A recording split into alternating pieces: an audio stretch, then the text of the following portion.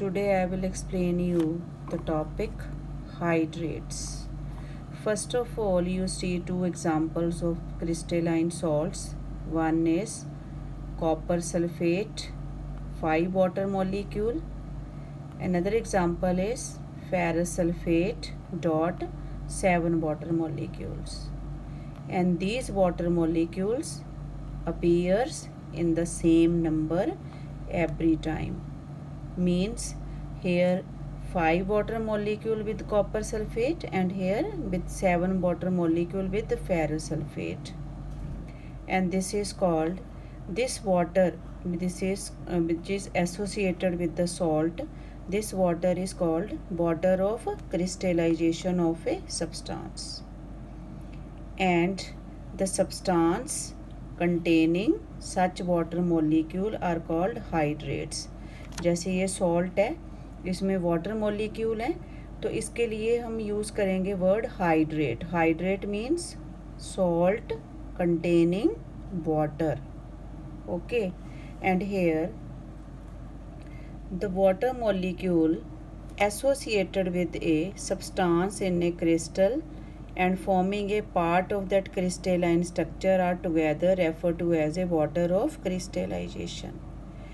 And this water molecule which is associated with a substance in the crystal means this salt is it is in the crystalline form, and salt is associated with water, and this water is part of this crystalline salt. Okay, and this is called water of crystallization. And substance containing water of crystallization is called hydrate. जिस भी salt के साथ water होता है, okay, that salt is called crystalline and having a water molecule, उसके लिए word use करना hydrates. And here few examples are given of crystalline salt.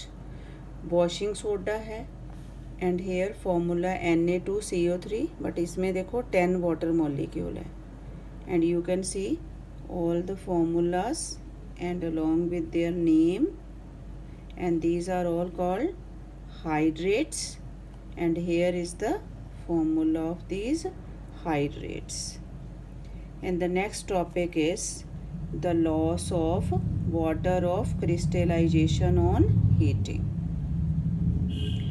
I will give you example of copper sulfate कि अगर ये वाले hydrates हैं और salt हैं, इनको आप हीट करते हो, तो हीट करने से क्या होता है कि there water evaporates. Okay, and here example is that see the example, it is given blue copper 2 sulphate.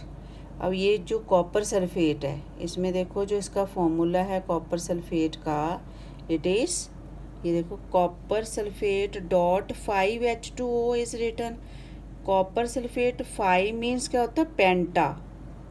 Okay, water means hydrate, तो पूरा इसका नेम क्या बना, copper sulphate penta hydrate. Clear? Same way it is written blue copper sulphate penta hydrate, उसका name लिखा formula का.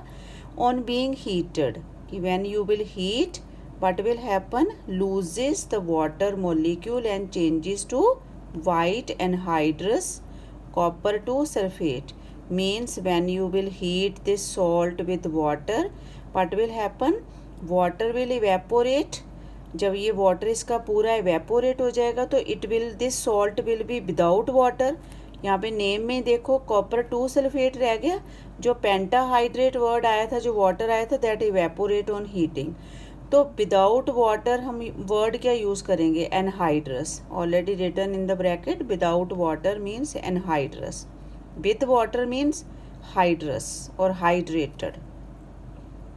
Okay, then and on treatment with water the anhydrous salt changes back to hydrated salt. Here you see example, यहाँ पे देखो copper sulphate dot 5 water molecule है.